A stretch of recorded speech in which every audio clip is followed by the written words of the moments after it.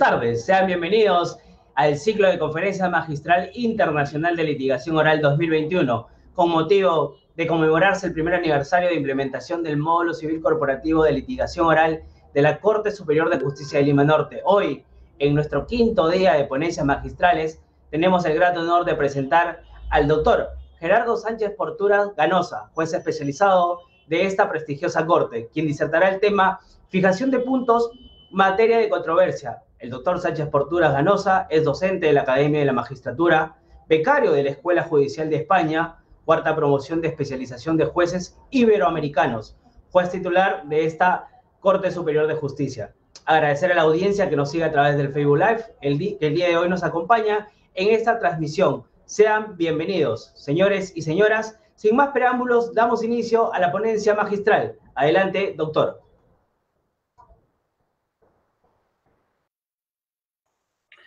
Bien, buenas tardes.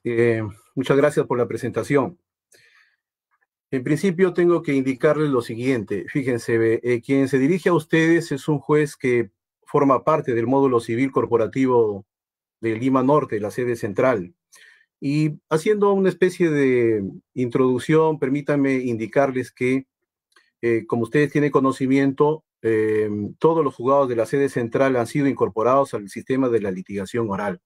Y obviamente que la Corte Superior de Justicia de Lima Norte no podía quedar rezagada. Ya las más importantes cortes superiores, y obviamente tenía que estar Lima Norte entre ellas, tenía que incorporarse, y como en efecto ha sucedido. Lo que sucede es que justamente recién estamos cumpliendo un año, pero un año, digamos, con una particularidad, precisamente por el estado de emergencia sanitaria nacional, lo que ha conllevado a que obviamente la litigación oral no se lleve a cabo en puridad como corresponde dentro del ámbito físico del despacho jurisdiccional. Pero gracias a las tecnologías de la información, ¿verdad?, a los sistemas informáticos, no ha sido óbice de ninguna manera para que lo hagamos con cierta regularidad. Quién sabe, no con la intensidad que debió ser, pero haciendo los esfuerzos pertinentes hemos logrado, en cierto modo, demostrar que Lima Norte sí puede estar a la altura, y no solamente a la altura, de repente, perdonen la inmodestia, pero podemos fácilmente haber superado a otros distritos judiciales. ¿Por qué les digo? Porque yo he tenido la oportunidad de recorrer distintos distritos judiciales antes de que nosotros seamos incorporados, y he advertido el nivel, muy bueno, pero no necesariamente mejor que nosotros, ¿no? Lo digo en plural. Obviamente. ¿Y por qué? Porque ya en cierto modo, si bien es cierto formalmente nosotros fuimos incorporados al sistema de litigación oral en enero del año próximo pasado, pero ya con anterioridad ya veníamos practicando a nuestra manera. Ojo, eso sí, sin el audio, sin el video, dentro de nuestras posibilidades, señalábamos días determinados específicamente para resolver ya de manera oral. En otras palabras, no solamente nos circunscribíamos a llevar a cabo la audiencia de su propósito, no. Nos proponíamos que en esa diligencia dictábamos la sentencia, como en efecto ha sucedido. Ya ha generado muy buenos logros. No estoy diciendo que sea la perfección, obviamente. La carga procesal, no hemos iniciado con carga procesal cero, como hubiese sido lo correcto, como hubiese sido lo ideal, ¿verdad? Pero la situación, esa es la realidad, ¿no? Hemos tenido que, en cierto modo, ponderar, llevar a cabo nuestras audiencias de manera oral, sentenciarlas, pero a la vez no perder de lado los procesos que todavía siguen verificándose dentro de la escrituralidad. Claro está que tampoco nada obsta, valga la redundancia, de que estos procesos que se venían verificando con el sistema de la escrituralidad plena, podamos adecuarlo e incorporarlo en el estado en que se encuentre. Muy bien, haciendo esa pequeña introducción me permito hacer mención a lo que es materia del tema de hoy día. Fijación de puntos, materia de controversia. Alguien dirá, oiga, pero eso es específicamente para los órganos jurisdiccionales. No, de ninguna manera, porque acá tiene mucho que ver los señores abogados, las defensas técnicas de las partes procesales, que son precisamente los que en un principio son los que generan, señalan los lineamientos, ¿verdad?, los perímetros, si en algún modo hacemos una especie de metáfora, ¿no? Las colindancias del proceso. Entonces, he ahí la importancia que desde ya que el abogado litigante, desde un principio, desde que elabora su demanda, tenga como norte de que el juzgador en su momento fije correctamente los puntos controvertidos. Pero cuán importante es fijar los puntos controvertidos. Fíjense, hay diversos autores que indican que la fijación de puntos controvertidos es la médula del proceso, es la parte principal, en otras palabras, es la parte sustancial, ¿no?, de todo proceso en general, no solamente del ámbito civil. Más aún que el ámbito procesal civil es de donde beben todos los demás derechos procesales, es la fuente de donde beben todos los demás derechos procesales, ¿verdad? En consecuencia, he ahí la importancia de fijar correctamente los puntos controvertidos. Ahora bien, ¿cuál es el error, digamos, entre comillas? ¿Cuál es la mala costumbre que no solamente es privativa de determinados órganos jurisdiccionales, prácticamente es a nivel nacional? Y lo digo esto porque yo he tenido particular interés en verificar expedientes de otras latitudes en nuestro país, incluso a nivel internacional, donde se tiene esa mala costumbre. ¿Pero por qué? ¿Por qué se hierra al fijar incorrectamente los puntos controvertidos? Porque como siempre, nuestro Código Procesal Civil, como ustedes tienen conocimiento, no es creación, ¿verdad?, típicamente peruana. Lo único que ha hecho nuestro Código Procesal Civil es importar de otras latitudes diferentes posturas. No hay exposición de motivos, y como no hay exposición de motivos, menos el operador jurisdiccional o incluso el defensor técnico va a señalar con precisión o va a tener una idea precisa y fija de lo que son los hechos o los puntos controvertidos. Muy bien, pero sin embargo tenemos que acudir a la doctrina y a la jurisprudencia. La doctrina, sinceramente, es muy nimia en ese aspecto.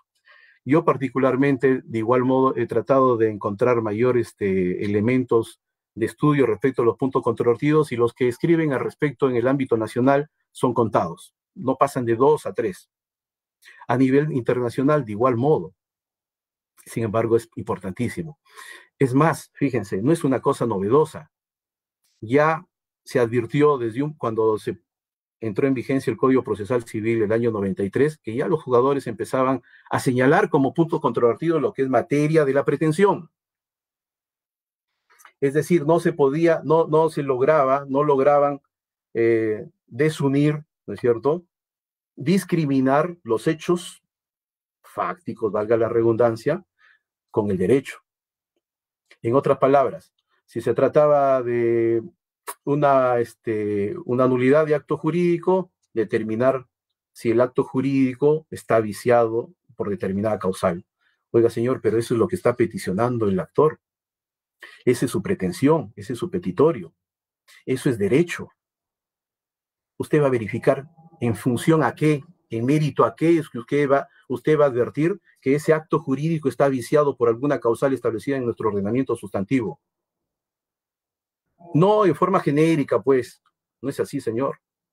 Usted tiene que, operador jurisdiccional, determinar qué situaciones fácticas enunciadas por la parte emplazante, por la parte accionante, por la parte demandante, ¿verdad?, han sido desmentidas, han sido cuestionadas, han sido enervadas, han sido puestas en duda por la parte contraria, para que en función a ello, por lo mismo de que usted no tiene, operador jurisdiccional, certeza de la realidad o falsedad de ese fundamento factual, entonces eso es lo que usted tiene que establecer, eso es lo que usted tiene que determinar, eso es lo que usted tiene que señalar como situación fáctica cuestionada, someterlo a prueba, someterlo a actividad probatoria, someterlo a auscultación, a verificación, ¿verdad? Muy bien. Eso, y no solamente en ese aspecto, pues hay distintos petitorios que lo único que hacemos es repetir lo que es materia de la pretensión. Es decir, la actuación del derecho objetivo lo señalamos como un punto en controversia.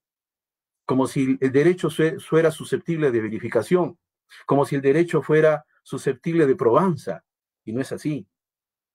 Acuérdense que, a ver, ¿para qué acude el justiciable al órgano jurisdiccional?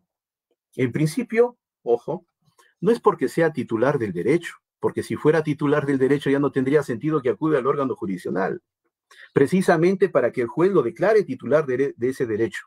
¿Qué derecho? ¿Objetivo o subjetivo? Obviamente que objetivo. No podría ser subjetivo porque el derecho subjetivo está por encima de la norma, son consustanciales al ser humano.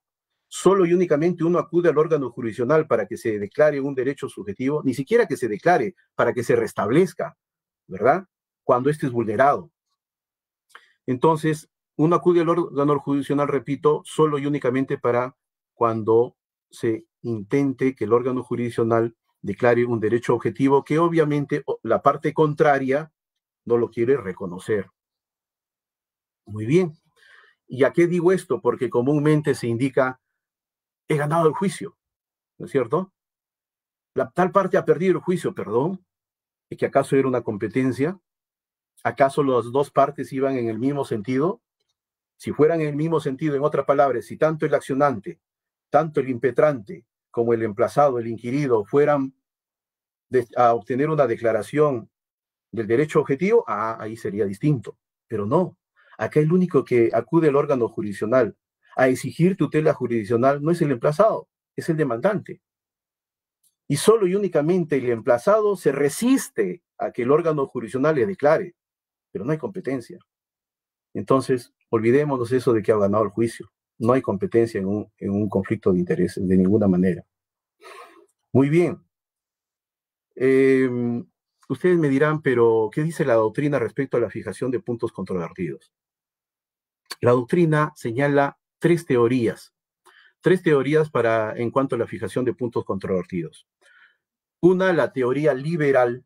Ojo, la teoría liberal. ¿En qué consiste esta teoría liberal? En que son las partes, tanto el impetrante como el inquirido, los que fijan los puntos controvertidos. ¿Y por qué? Porque precisamente son ellos los que ponen en movimiento el órgano jurisdiccional, son ellos los que postulan, ¿verdad?, su petitorio, son ellos los que al momento de gestionar la intervención del órgano jurisdiccional en la solución de su conflicto de intereses, le dicen al juzgador, oiga, esto es lo que yo deseo. Estas son las colindancias, ni más allá ni más acá, ni por los costados. Juzgador, lo único que solicito es este aspecto y punto. El emplazado, de igual modo, se resiste frente solo y únicamente en función al ámbito establecido por la parte actora. Siendo así, los defensores de la teoría liberal indican que son ellos los que de igual modo tienen que indicarle al juzgador, tú vas a verificar la certeza o falsedad de estos aspectos, punto. La otra teoría es la de fundamentación implícita.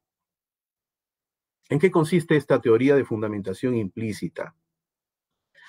Es un tanto ya hasta cierto punto tirana, autoritaria, ¿verdad? Solo y únicamente el juzgador es el que lo decide, sin intervención de las partes, sin solicitarle de algún modo su postura, no. El juzgador se circunscribe solo y únicamente a que su autoridad verifique qué hechos son los sustanciales, qué hechos son los secundarios, y cuál de ellos, de los sustanciales obviamente, de los principales, vertidos por la parte actora, han sido cuestionados en su certeza y ellos deben ingresar a ser fijados como puntos controvertidos. En lo mínimo se permite la intervención de las partes procesales. Muy bien, y como sucede en todas las teorías, donde hay una teoría afirmativa y una teoría negativa, cual dialéctica procesal, existe una teoría que en cierto modo concilia ambas posturas, y es la teoría ecléctica, que es precisamente a la que ha arribado, la que ha asumido, la que ha recogido nuestro ordenamiento procesal civil vigente. Y como ustedes saben, cuando en nuestro proceso civil la fijación de puntos controvertidos está, si bien es cierto, quien finalmente decide es el juzgador, pero lo tiene que hacer en función, ¿verdad?, a la propuesta que le hagan las partes. Se permite que las partes le propongan, le sugieran al juzgador: señor juez, creo yo, a mi criterio, que estos deben ser los puntos controvertidos que usted debe someter a dilucidación, debe someter a despeje, ¿verdad? Debe someter a auscultación. Y el juzgador verificará si en efecto es pertinente, es conducente, es relevante fijar como tales esos puntos controvertidos. De lo contrario, no los fija. Pero eso no obsta para que la parte procesal, ¿verdad?, sea emplazante o accionado, que no está de acuerdo con los puntos controvertidos fijados por el juzgador, pueda impugnarlos, puede apelarlos, porque finalmente es una decisión jurisdiccional, al margen de que haya sido dictada en audiencia, no tenga la forma de resolución, lo que fuere, finalmente es un acto procesal de decisión susceptible, como cualquier otra resolución, de impugnación ante el superior jerárquico. Obviamente, el concesorio será sin efecto suspensivo con la calidad de diferida, ¿verdad? Muy bien. Les comento algo más. Esto de la fijación de puntos controvertidos, como ya les dije, no es nuevo. Ya en el año 97 se llevó a cabo un pleno jurisdiccional nacional. En ese pleno jurisdiccional nacional precisamente se sometió a votación de todos los jueces superiores esta problemática. Si bien es cierto, ya el Código Procesal Civil recién era tierno, estaba en ciernes, pero ya se advertía que los juzgadores fijaban como punto controvertido lo que es materia de la pretensión. Y precisamente se sometió a votación y se llegó a concluir. Desde ese entonces ya, si bien es cierto, sabemos que los plenos jurisdiccionales no son vinculantes, ¿verdad? Pero sin embargo, ya en ese entonces se estableció la obligación de los juzgadores que de ninguna manera señalen como puntos controvertidos lo que es materia de la pretensión.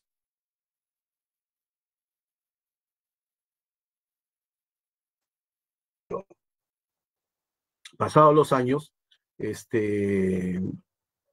perdonen, ingresó una llamada.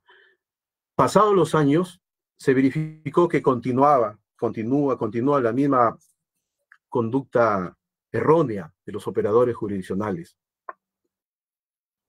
Y entonces, felizmente, ya el 10º Pleno Casatorio Civil, ¿verdad?, en una de sus conclusiones, se establece, se señala, se precisa, con precisión, valga la redundancia, meridiana, lo que son los puntos controvertidos.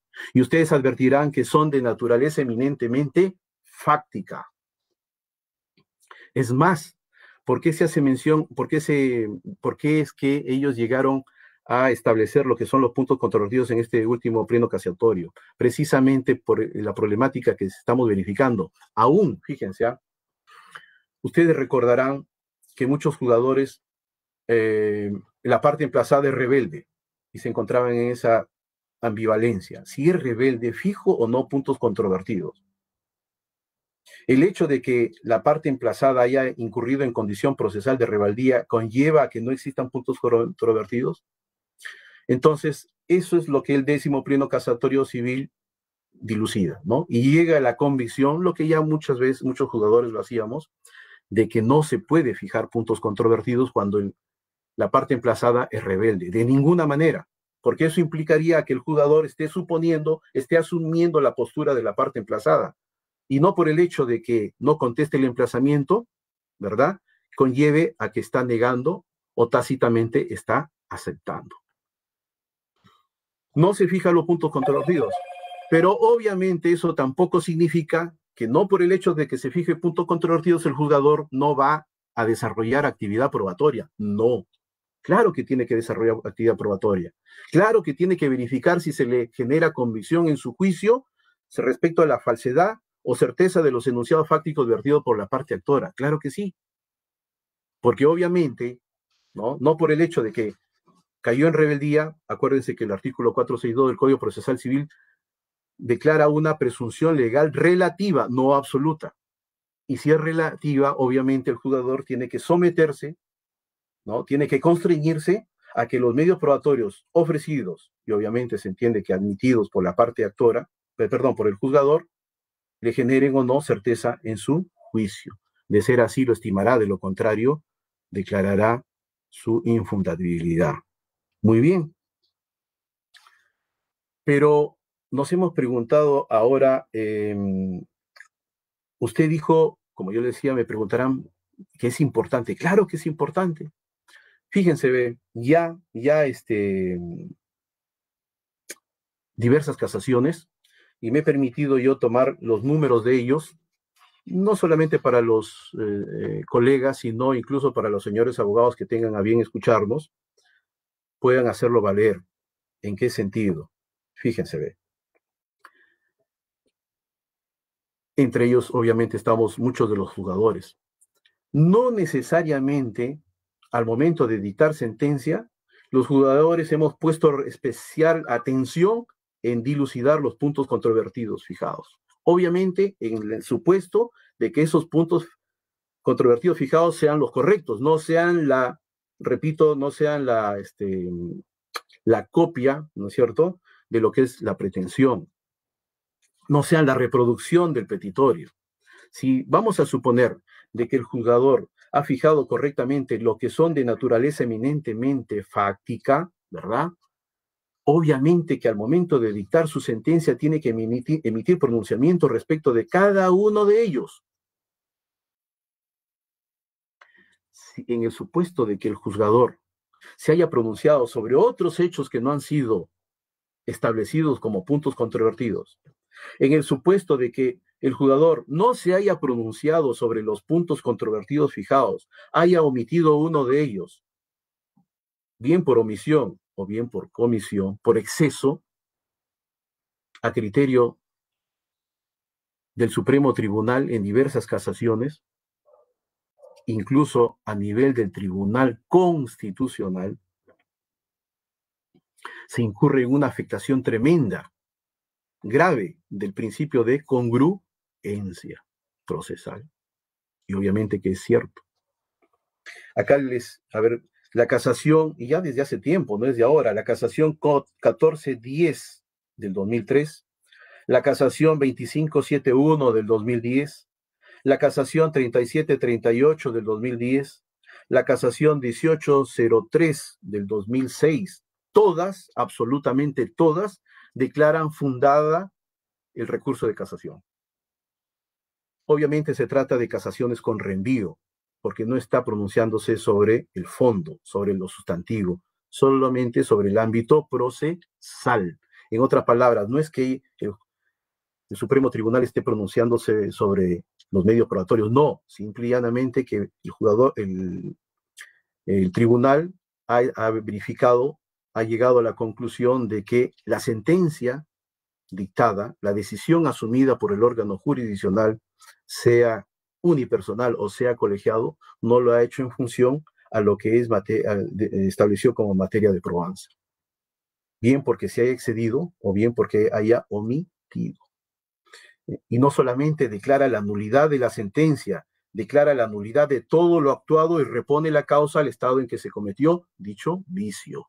Es decir, repone la causa hasta el momento procesal en que el juzgador tenga que fijar nuevamente los puntos controvertidos. Fíjese cuán importante es fijar correctamente los puntos controvertidos. Muy bien. Pero entonces nos preguntamos, ¿y esto de la fijación de puntos controvertidos, claro está, en qué momento? ¿En un proceso de conocimiento, en un proceso abreviado, en un proceso sumarísimo? ¿Es privativo de los procesos de cognición? ¿También en los procesos de ejecución? ¿En un proceso de garantías? Bien, fíjense, vamos a hacer, si ustedes me lo permiten, vamos a ver el ámbito, ¿verdad? El espectro actual dentro del sistema de litigación oral en que se van a fijar correctamente los puntos controvertidos. Hemos advertido ya grandes tratadistas, grandes exponentes de nivel nacional e internacional que ya han tocado lo de la oralidad, pero si ustedes me lo permiten, para darle mayor, en cierto modo, implicancias a este tema, hacer una presentación del sistema de la oralidad y en función a cómo lo vaya desarrollando, también vamos desarrollando lo de los puntos controvertidos. A ver, ¿me permiten?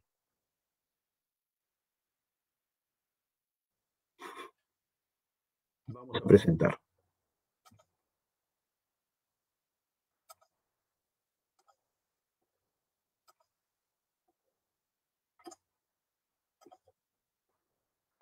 Bien, miren, ve. Entonces, ¿podrían contestarme si se está presentando correctamente, por favor?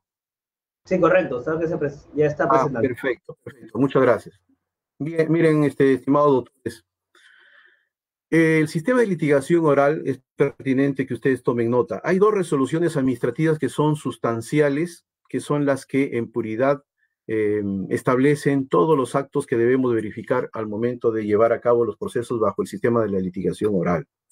Ellos son la resolución administrativa 049 y la resolución administrativa 015, ¿correcto? Muy bien. No solamente a nivel de primera instancia, también a nivel de juzgado de paz letrado, a nivel de los juzgados especializados y a nivel de las salas superiores. Muy bien. Fundamentalmente, ¿qué establecen estas resoluciones administrativas? Ojo, que el sistema de litigación oral no es que modifique nuestro ordenamiento procesal vigente, de ninguna manera, simple y llanamente lo que hace es expeditarlo para que los procesos sean resueltos prontamente, de manera oral. Por eso es que se dice que es un sistema de gestión de despacho, ¿no? Una especie de un case management. Muy bien. ¿Qué establece fundamentalmente estas resoluciones? Que el módulo civil corporativo de litigación oral va a haber dos áreas. Una área eminentemente jurisdiccional y una área específicamente administrativa. Lógicamente, el área jurisdiccional está compuesto por el juzgador, y no solamente el juzgador como tal, sino también por la junta de jueces, que incluso se les faculta o recoge lo establecido en la ley orgánica y en la ley de carrera judicial para que podamos establecer determinadas juntas y verificar aspectos que generen controversia y, en cierto modo, ya se puedan llevar a cabo con predecibilidad nuestras resoluciones. El área administrativa, fíjense. Señores abogados, lo que ustedes comúnmente conocían como el secretario del juzgado, el especialista legal, ya no reportan directamente, ojo, me refiero en el ámbito administrativo, al juzgador, no. ¿Cuál es la intención? ¿Cuál es el objeto, el espíritu que informa la litigación oral? Que se comparta en dos áreas, el jurisdiccional y el administrativo. Que el juzgador se dedique solo y única y exclusivamente a resolver, a emitir su parecer, a dictar sus resoluciones de naturaleza interlocutoria o no, pero finalmente lo haga. Que se olvide, se abstraiga del ámbito administrativo, del ámbito logístico, ¿no es cierto? No vino el secretario, que está de licencia, que falta material, no. Eso son tareas exclusivas del administrador. En otras palabras, el administrador es el que supervisa, ojo, la marcha laboral de los secretarios, los especialistas legales y los asistentes, sea el de juez, sea el de audiencias. Obviamente en el ámbito eminentemente administrativo. Muy bien. Pero a su vez, este ámbito administrativo, hay una separación de funciones. La separación de funciones, obviamente, ya les dije, el ámbito jurisdiccional y el administrativo, fíjense, hay un área de calificación de las demandas, un área de trámite y un área de ejecución. La de calificación de las demandas obviamente está restringido para abogados, ¿no es cierto? Ellos son los que van a proponer, los que van a proyectar la determinada resolución al momento de calificar la demanda. Lógicamente, el juzgador es el que decide finalmente. Pero repito, ya se estableció de que haya personas que proyecten las resoluciones al calificar las demandas. De igual modo, hay otros abogados, ¿verdad?, profesionales del derecho que se encargan del trámite. Muy bien. Ustedes me dirán, pero ¿y entonces en qué momento la oralidad surge a plenitud? ¿Verdad? En principio, y esa es la intención del sistema oral, es precisamente que los procesos culminen a la brevedad posible. Ustedes recordarán, señores abogados, de la triple A, la triple T, a los autos, al despacho, a conocimiento. La triple T, tráigase para sentenciar, traslado, ¿no es cierto? Téngase presente. Y para dictar esa resolución, días, meses. Para notificar esa resolución, de igual modo. Y eso generaba, bien para, en puridad, a algunos señores abogados para que el juzgador tenga una decisión acorde y correcta, como también para dilatarlo. ¿Qué va a suceder en el sistema de litigación oral?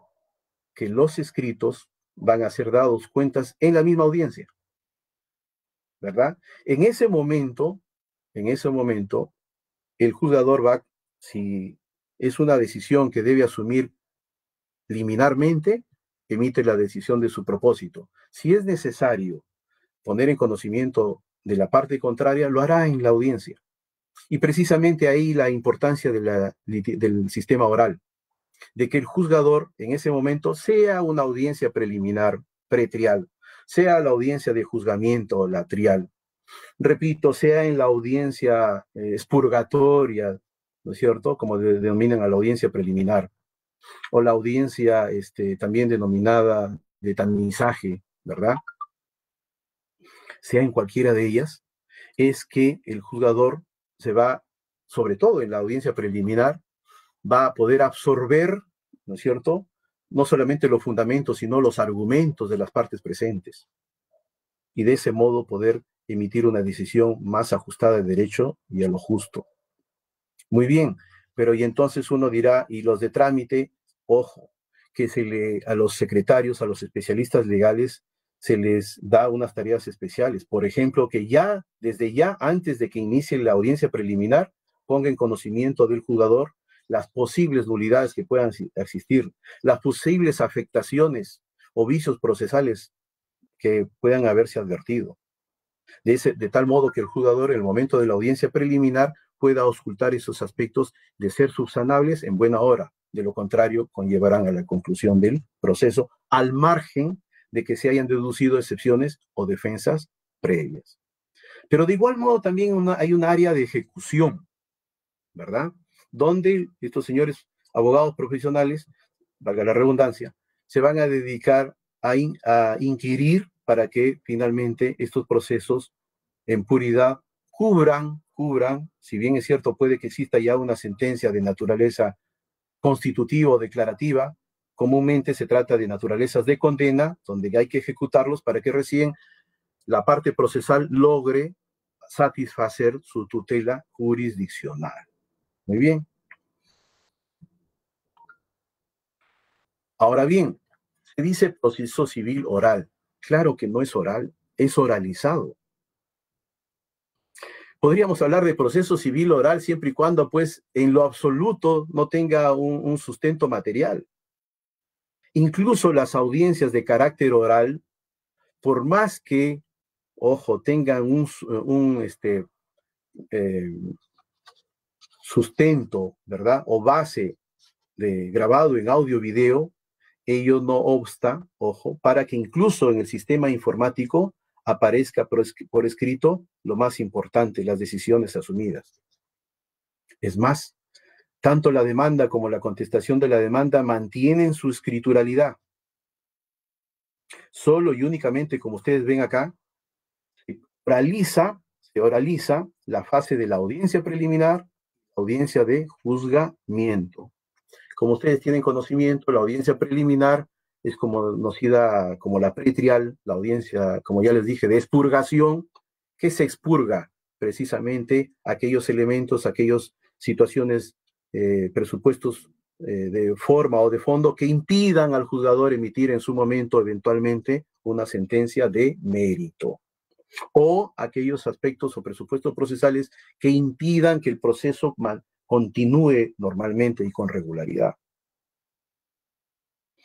Bien.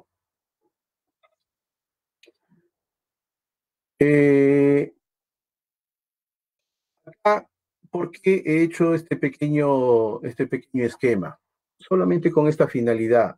Fíjense, y esto va dirigido tanto a los señores abogados como a los señores abogados que trabajan dentro de los órganos jurisdiccionales. Comúnmente hemos estado acostumbrados al momento de calificar una demanda, a empezar por los de forma. Y ha sucedido que se declara inadmisible la demanda, la parte procesal, en este caso la parte actora, cubre esa omisión y está en la confianza de que su demanda va a ser admitida. Y resulta que se han dado con la sorpresa de que aún pese a ello han declarado la nulidad de la inadmisibilidad y se han pronunciado por la forma imposible de ser subsanada, es decir, declarando la improcedencia, porque advirtieron que no poseía interés por obrar, porque no poseía legitimidad por obrar, o en fin, alguna situación por el artículo 427 que impida, que conlleve a la declaración de improcedencia de la demanda. Y como es natural, la parte actora en este caso diría, pues, oiga usted, ¿por qué no empezó por verificar los elementos de fondo para recién, posteriormente, después de advertir que está completo, ingrese a los de forma? De tal modo que si usted encuentra una omisión en los aspectos de forma, yo sé que inevitablemente luego que lo subsano va a tener que ser admitida a trámite. Por eso es que debemos empezar por los de fondo. Y de los de fondo, primero verificamos el interés para obrar, primero verificamos la legitimidad para accionar, o primero advertimos si lo que peticiona el actor se encuentra cubierto, garantizado, amparado por la norma pertinente, susceptible, un hecho declarado como un derecho susceptible de tutela. Por ahí empezaremos, por advertir si posee amparo legal, lo que la doctrina denomina voluntad de la ley, ¿no es cierto? Lo importante acá es, ¿qué sigue? ¿Interés para obrar o legitimidad? Y como siempre yo le indico, todos aquellos que están legitimados significa que poseen interés. Todos aquellos que poseen interés significa que están legitimados, o viceversa, perdón, todos los que poseen interés significa que están legitimados. Obviamente que no. Puede que posean interés y no están legitimados. Pueden que estén legitimados y no posean interés. Pero ¿qué entendemos por interés para obrar? Fíjense, el interés para obrar a su vez se bifurca en dos aspectos: en el interés para obrar procesal y en el interés para obrar sustantivo. Al momento de calificar la demanda, ¿qué advierte el juzgador? ¿El interés para obrar procesal o el interés para obrar sustantivo? El interés para obrar procesal únicamente. El interés para obrar procesal, estimados doctores, es simple y llanamente aquella necesidad, ojo, necesidad actual, dice la doctrina, imperante, excluyente, ¿verdad? De que intervenga, ¿necesidad de quién? Obviamente del ciudadano, de que intervenga el órgano jurisdiccional en la solución de su conflicto. ¿Y por qué tiene esa necesidad de que intervenga el Estado en la solución de su conflicto? ¿Por qué tiene la necesidad de que intervenga el órgano jurisdiccional, el estrado jurisdiccional? Porque sabe que la única autoridad que puede declarar el derecho, y no solamente declarar el derecho, exigir que sea reconocido incluso contra su propia voluntad de la parte contraria o resistente a reconocerlo, ¿quién es? El Poder Judicial, a través de la figura del juzgador, a través de la justicia animada. Y entonces, siendo la única autoridad que puede, ojo, declarar el derecho, incluso gracias a jus imperium, ¿verdad? Puede exigir a la parte contraria contra su propia voluntad, es allí donde nace esa necesidad de que sea, repito, el órgano jurisdiccional quien intervenga en la solución de su conflicto. ¿Correcto? ¿Cuándo entonces es que esta parte, este ciudadano va a haber satisfecho su interés para obrar? Solo y únicamente cuando advierta que su demanda es admitida, porque desde que la demanda es admitida, entonces tiene la convicción de que va a ser una autoridad jurisdiccional la que en su momento eventualmente pueda declararle el derecho, pueda satisfacer su tutela jurisdiccional. ¿Y cuándo se da el interés para obrar sustantivo?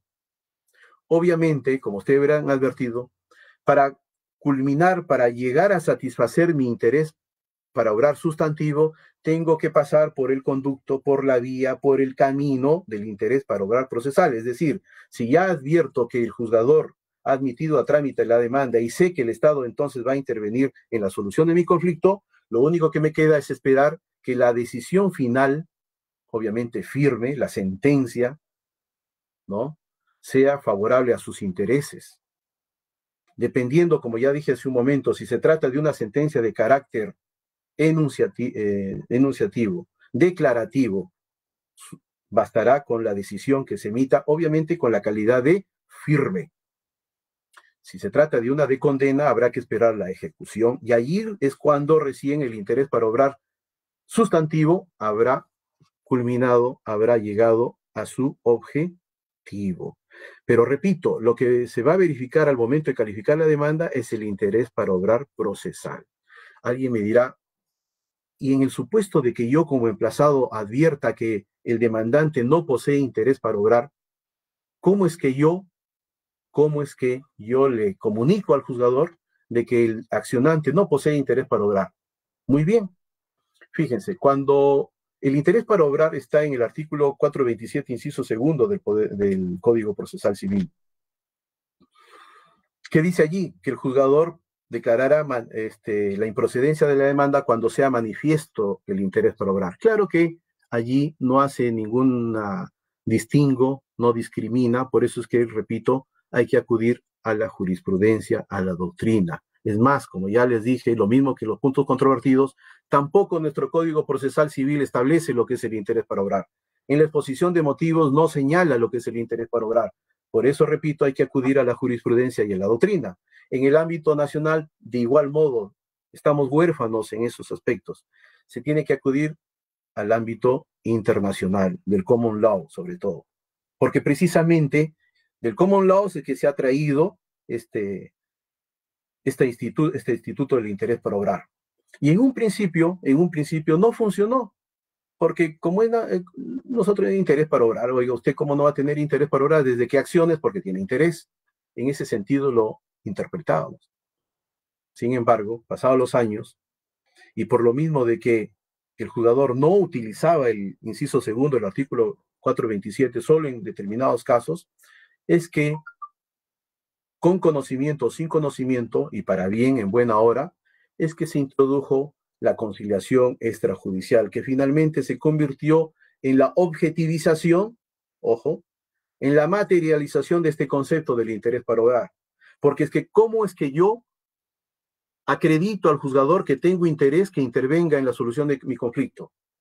¿Cómo es que yo, de alguna manera, justifico, ¿no?, el acudir al estrado jurisdiccional? Simple y llanamente indicándole, señor juez, ¿sabe qué? He intentado solucionar por mis medios este conflicto de intereses. Es más, acá le muestro el acta de conciliación frustrada, donde, bien que no ha asistido o bien que hemos asistido ambos, no hemos llegado a solucionarlo.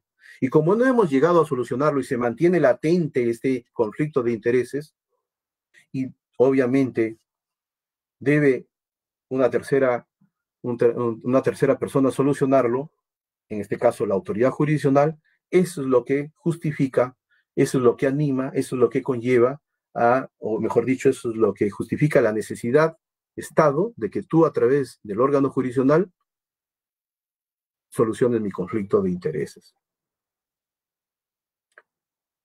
Repito, allí se materializa el interés por obrar con el acta de conciliación extrajudicial. Y claro está, como ya lo he dicho en anteriores oportunidades, la conciliación extrajudicial tampoco es novísima. Ya desde nuestra primera constitución republicana, la primera constitución de nuestro país, establecía de que nadie puede acudir al Poder Judicial si es que previamente no ha intentado conciliar. Los intereses foranos con posterioridad conllevaron a que desaparezca de la Constitución. Felizmente, como repito, en la década del 90 volvió a tomar vigencia. Muy bien, entonces repito, ¿cómo es que materializamos el interés para obrar? Con el con el acta de conciliación. ¿Solamente con el acta de conciliación? No, claro que no. Porque el interés para obrar es un concepto, es un instituto tan amplio, ojo, que incluso alguien me preguntará y alguien dirá, oiga, pero, y regreso a la pregunta anterior, si yo advierto que el accionante no adjuntó, pese a que es un derecho disponible, susceptible de conciliación, no adjuntó el acta de conciliación. Es más, es más, yo advierto que ya ha solucionado su conflicto de intereses y pese a ello, vuelve a demandar. Yo advierto que ya ha habido un proceso anterior donde ha habido una decisión, aún al margen contraria a, esta nueva demanda, pero ya ha habido una intervención jurisdiccional. Pese a ello, vuelve a demandar. ¿Hay alguna excepción que el demandado pueda hacer valer como tal? ¿Una excepción de falta de interés por obrar? No la hay. No existe. Nuestro ordenamiento no lo ha previsto. Por eso es que allá por el año 98 postulamos porque se legisle una excepción de falta de interés para obrar. Felizmente, no digo que se haya recogido lo que se propusimos, pero felizmente el proyecto del Código Procesal Civil, que ya está pronto o en algún momento, supongo prontamente, entrará en vigencia, ya se legisla una excepción de falta de interés para obrar. ¿Y por qué es importante? Porque fíjense, ve, hay diversas excepciones que configuran la falta de interés para obrar, ¿verdad? Si no ha logrado, ojo, en un proceso, vamos a suponer, donde se exige la intervención previamente del ámbito administrativo, y sin ello ha acudido al órgano jurisdiccional, no tiene necesidad que intervenga el órgano común. Primero tiene que verificarlo en sede administrativa, no tiene interés para obrar. Señor, ya se produjo una conciliación intraproceso y pese a ello vuelve a demandar, no tiene interés para obrar. Señor, el demandante ya obtuvo un pronunciamiento final firme y pese a ello vuelve a demandar, no tiene interés para obrar. Señor, las partes, el demandante ya se ha desistido en un proceso anterior, desistido obviamente la pretensión y pese a ello vuelve a demandar, no tiene interés para obrar. Señor, las partes han convenido someterse al ámbito arbitral y sin embargo, pese a ese convenio, estaba acudiendo al ámbito común, no tiene interés para obrar. Son finalmente 7 las excepciones las que configuran la falta de interés para obrar. ¿Correcto? Y en buena hora que se legisle como tal. Y la legitimidad finalmente, obviamente, se refiere no solamente a la ordinaria, también la extraordinaria, la material, procesal, total, parcial, principal, secundaria. Bueno, pero lo que yo quería decirles es que, ¿quién es más importante verificar, el interés o la legitimidad? ¿Qué sentido tiene que verifiquemos que la parte está legitimada si es que no posee necesidad que intervenga el órgano jurisdiccional? De repente no acudió al centro de conciliación, por más legitimado que esté. He ahí la importancia del interés para obrar. A menos que se trate de un derecho indisponible, obviamente allí sí, si se trata de un derecho indisponible, ahí prevalece la legitimidad para accionar. Bien, fíjense, en la audiencia preliminar, ustedes ya tienen conocimiento que hay un orden de actuación que establece el Consejo Ejecutivo mediante las resoluciones administrativas antes señaladas. Acá, para los señores abogados, yo me permito decir lo siguiente. Los alegatos de apertura no podemos de ninguna manera entenderlo como una repetición de lo que es mi escrito de demanda. No. Por lo mismo que el espíritu, repito, que informa la audiencia preliminar es precisamente de que el juzgador tenga a la mano mayor información, no solamente en cuanto a la fundamentación, sino a los argumentos de las partes, ¿verdad? Es que es allí donde debe indicar tanto la parte actora como la parte emplazada su teoría del caso. Acuérdense que la teoría del caso no es privativo del ámbito punitivo, no, también del ámbito civil. Pero en esta teoría del caso, obviamente, ustedes saben que se bifurca en 3 aspectos. En el ámbito fáctico, en el ámbito probatorio y en el ámbito jurídico. ¿Correcto? En otras palabras, la parte, teniendo en consideración esos tres espectros, fáctico, probatorio y jurídico, establecerá, o mejor dicho, le indicará al juzgador cuál es, según su criterio, el objeto litigioso del proceso, ¿verdad? En el ámbito fáctico, a su vez, se bifurca en dos. Es allí donde ya el abogado tiene que tender a que el juzgador en su momento haga una correcta fijación de puntos controvertidos. ¿Por qué? Porque en el ámbito fáctico le dirá, señor juez, las proposiciones fácticas que yo hago y que según mi criterio usted debe someterlo en su momento, obviamente, a debate, a esclarecimiento, son estas proposiciones fácticas. Estas proposiciones fácticas obviamente tienen que ser los hechos esenciales, no los secundarios.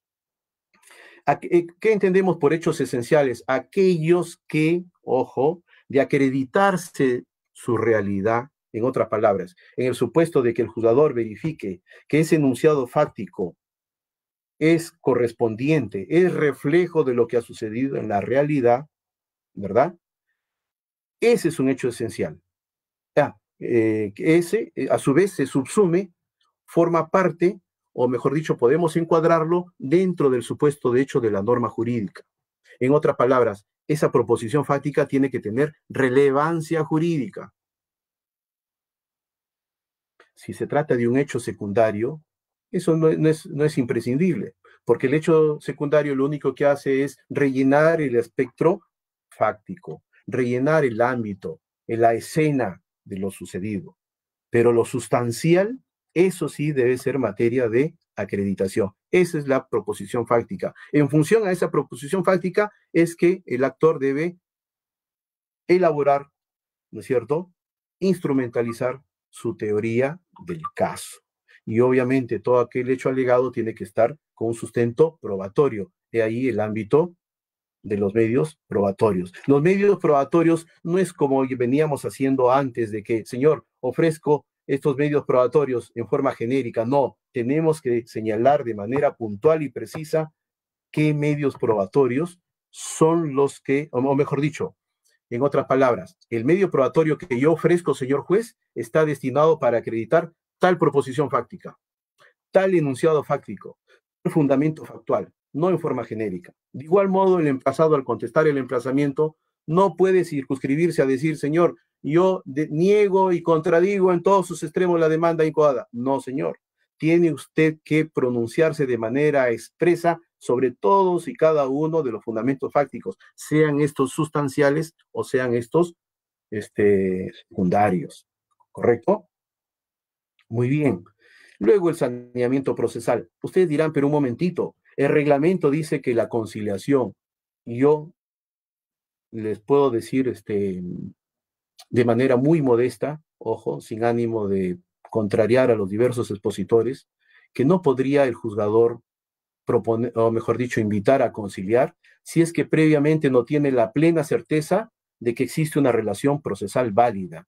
No tendría ningún objeto, ninguna finalidad que concilien las partes si es que de pronto no se advierte que en puridad, ojo, estén legitimados, que se configure el interés para obrar, en fin, cualquier otro aspecto. ¿Correcto? Recién cuando nosotros llegamos a la conclusión de que existe una relación procesal válida, recién, repito, podremos invitar a las partes a que concilien. Alguien me dirá, pero un momentito, ya la conciliación obligatoria ha sido abrogada. Es cierto, pero no prohibida. Como no ha sido prohibida, nada obsta para que el juzgador pueda invitar a que concilie. Y si concilian, en buena hora, porque en todo caso, en ese momento, a ver, porque de ser así, si no concilian, si concilian en buena hora, si no concilian, continuaremos con el proceso con la fijación de puntos controvertidos. Y retomando lo de la fijación de los puntos controvertidos, la actividad probatoria, ojo, la actividad probatoria tiene que circunscribirse, tiene que constreñirse solo y únicamente a despejar a aclarar, a dilucidar los puntos controvertidos fijados. Pero estos puntos controvertidos fijados, repito, el juzgador tiene que tener mucho cuidado, tiene que ser no todos los fundamentos factuales indicados por la parte actora, por más que algunos aspectos hayan sido contrariados, desmerituados, cuestionados por la parte emplazada, solo y únicamente tendrá que fijar como tales aquellos que tengan relevancia jurídica, en otras palabras, aquellos que de demostrarse su realidad puedan subsumirse, puedan encuadrarse, ¿no es cierto?, dentro de la norma jurídica susceptible de aplicación al caso concreto. Por eso es que, fíjense, por eso es que tenemos nosotros que hacer un case management, organizar nuestro proceso desde un principio. Al momento de calificar la demanda, tenemos que exigir a los señores abogados, y ojo, señores abogados, ustedes mismos, al momento de elaborar su demanda, señalar sus fundamentos factuales, separar sus fundamentos sustanciales de los fundamentos, perdón, de los hechos sustanciales, de los hechos accesorios o secundarios, ¿verdad? Indicar los medios probatorios que van a acreditar esos hechos sustanciales, cada uno de ellos. Lo mismo el emplazado, de tal modo que para nosotros los juzgadores sea relativamente cómodo poder fijar con precisión, con claridad, esos puntos controvertidos. Es más, en el supuesto de que no se fije puntos controvertidos por lo mismo de que determinados aspectos han sido consentidos, han sido asentidos, han sido admitidos como ciertos por la parte emplazada, y en el supuesto de que el medio probatorio de ese fundamento factual fue ofrecido ya en su momento, lo podamos soslayar. Sucede que en determinados procesos se llevan a cabo inspecciones judiciales, se llevan a cabo peritajes, que obviamente dilatan un proceso, eso es cierto, en demasía. Y uno dice, pero ¿con qué finalidad? Si este aspecto no ha sido cuestionado por la parte emplazada. Lo único que hacen es distraer la actividad jurisdiccional, ¿verdad? Y conllevan obviamente a una dilación procesal enorme. Claro está, ojo, que no necesariamente eso es absoluto, es relativo. Por ejemplo, hace unos momentos, una secretaria de la Judicatura me indicó, doctor, en este proceso de nulidad de acto jurídico me están solicitando una inspección judicial. Y le pregunto, ¿con qué finalidad? No dice, solamente señala inspección judicial en el inmueble materia litis, pero no dice por qué, no. Bueno, ¿y cuál es el punto controvertido que hemos fijado? Que se verifique si es nulo el acto jurídico. ¿Ven? Lo que estamos haciendo es reproducir lo que es materia de petitorio. De repente, no digo que no, de repente esa inspección judicial, al margen de que el juzgador, perdón, el señor abogado, no lo haya precisado no lo haya señalado con precisión, resulta relevante para verificar algún aspecto fáctico que configura la causal que él señala como vicio de la voluntad, como vicio de ese acto jurídico. He ahí la importancia de fijar correctamente los puntos controvertidos. Sinceramente, ustedes habrán advertido de que el tiempo resulta corto. Sin embargo, me permito dar por culminada porque veo que ya son las 5. Yo sinceramente les agradezco haberme escuchado, haberme tenido la paciencia y ojalá que en cierto modo algo les haya podido contribuir. Gracias. Bien, muchas gracias, doctor, por la magistral ponencia. Antes de despedirlo como se merece, permítame pasar a la rueda de preguntas. Esta sala ha hecho las siguientes interrogantes. Doy lectura a la primera pregunta. Bajo su experiencia en la tramitación de los procesos orales, para usted, y a fin de delimitar lo que será materia del proceso, ¿resultará necesario fijar los puntos no controvertidos? Obviamente. Por cierto de que, de igual modo, las resoluciones administrativas del Consejo Ejecutivo así lo establecen. Yo creo que, al margen de que lo hayan establecido, alguien me dirá, pero se entiende, ¿no? De que si usted no lo ha fijado como puntos controvertidos es porque no son hechos no controvertidos. Pero miren, en la legislación española, en varios estados en varios, sí pues, de España, porque son, acuérdense, estados independientes, han asumido de que el jugador tenga necesariamente que señalar los hechos no controvertidos. Al margen, o sea, no hay una presunción, no porque hemos señalado puntos controvertidos como tales, el resto ya se asume que son hechos no controvertidos. Pero lo que abunda, el exceso, no hace daño. Y yo creo que es pertinente y muy adecuado fijar los hechos no controvertidos. Bien, gracias, doctor. Vamos a pasar a la siguiente interrogante. En el caso de rebeldía de la parte demandada, al no haberse propuesto el contradictorio de la demanda, ¿cómo deben proceder el juez y abogados en la etapa de fijación de puntos materia de controversia? ¿Qué deben fijar si no hay controversia? Como ya lo indiqué, el 10º pleno casatorio, que tiene la configuración de un precedente vinculante, establece que ya los jugadores no debemos señalar puntos controvertidos cuando la parte emplazada ha sido declarada en rebeldía. Así es. Y ya el 10º pleno casatorio ha verificado ese aspecto. Pero repito, eso no conlleva, eso no implica, obviamente, a que el jugador no tenga que verificar si los fundamentos fácticos han sido debidamente acreditados con suficiente sustento probatorio. Me permito acá hacer un breve paréntesis, ya que hablamos de pruebas, solamente como un alcance. Olvidémonos de decir pruebas, medios probatorios, instrumentos de acreditación. No podemos decir, oiga, señor juez, estas son mis pruebas. Vamos a la audiencia de pruebas. ¿Qué pruebas?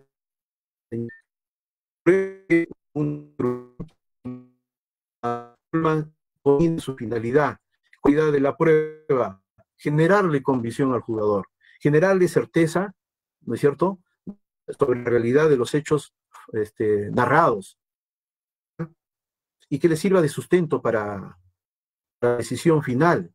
Es más, el jugador se tiene que circunscribir solo y únicamente a los hechos expuestos por las partes. Escrito penal. Por lo mismo, es el proceso civil solo y únicamente verificará que los hechos expuestos por las partes se hayan acreditado. Penosamente sucede que a veces se llega a la convicción de que esos hechos relatados, por más que ya hayan sido acreditados, no necesariamente son el reflejo de lo que ha sucedido en la realidad.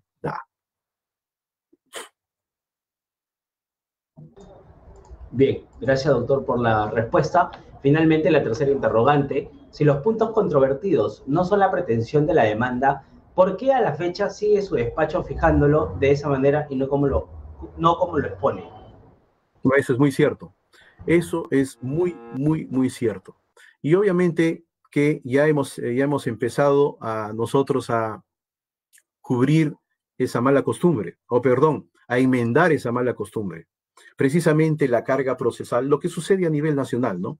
La carga procesal implica, y por lo mismo, ojo, fíjense ahora con el sistema de la oralidad, ya el juzgador se va a dedicar única y exclusivamente a resolver. Eso va a conllevar en la audiencia preliminar de que el mismo juzgador, ojo, el mismo juez sea quien fije los puntos controvertidos.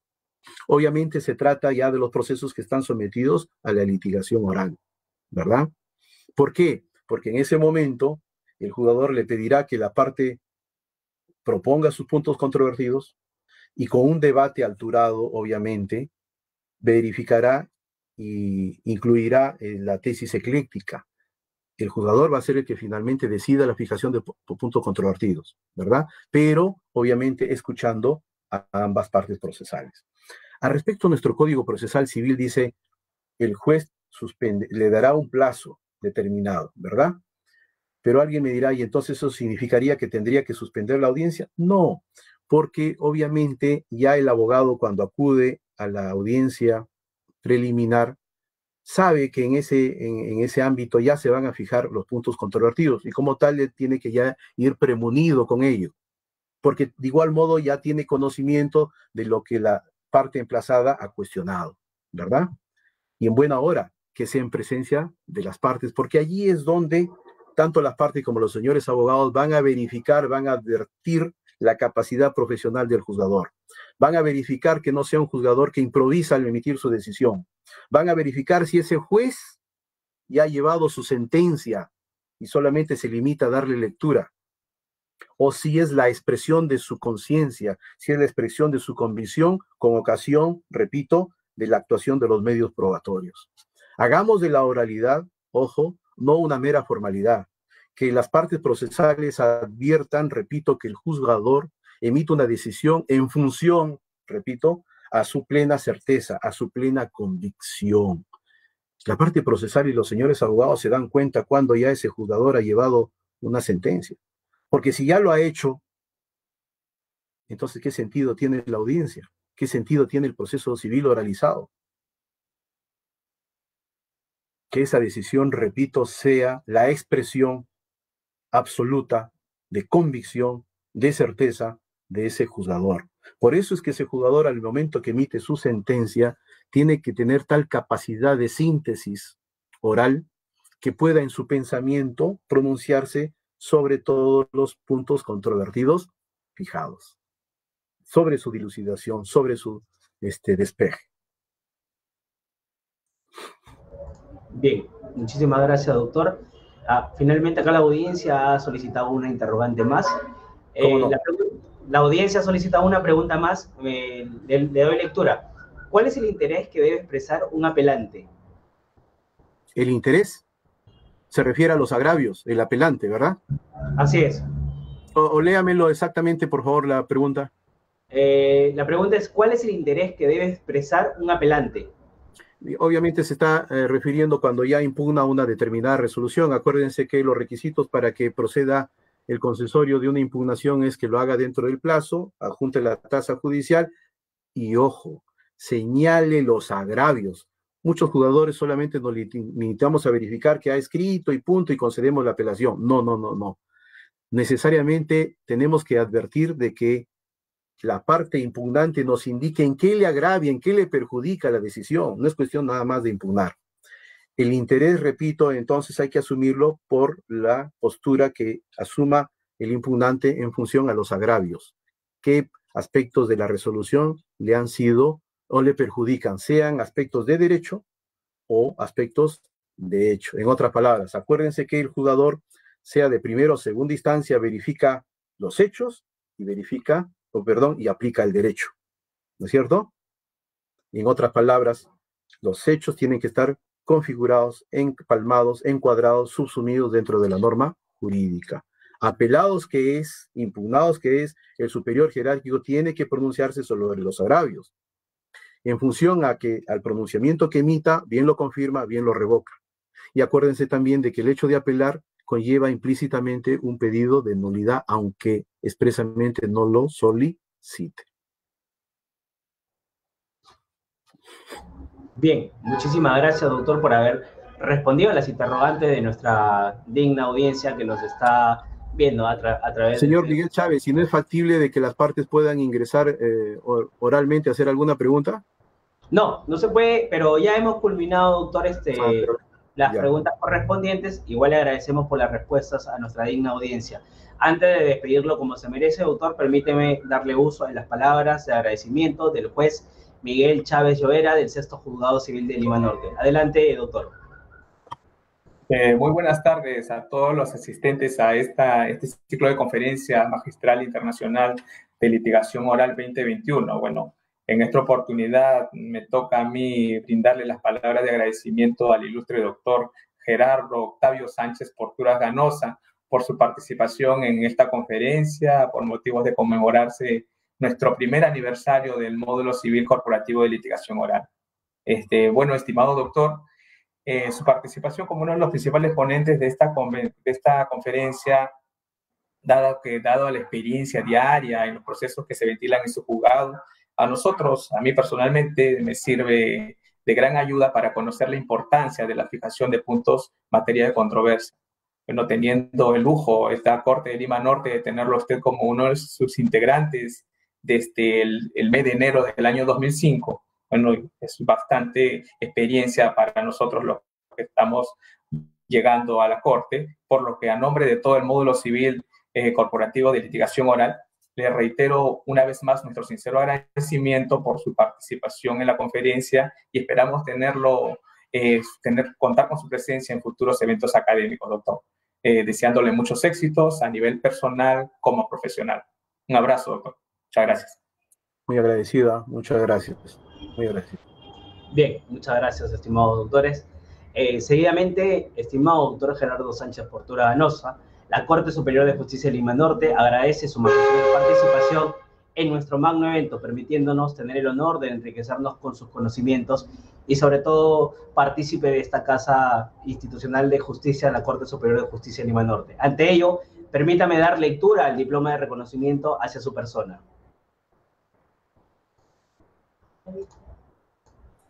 Perfecto.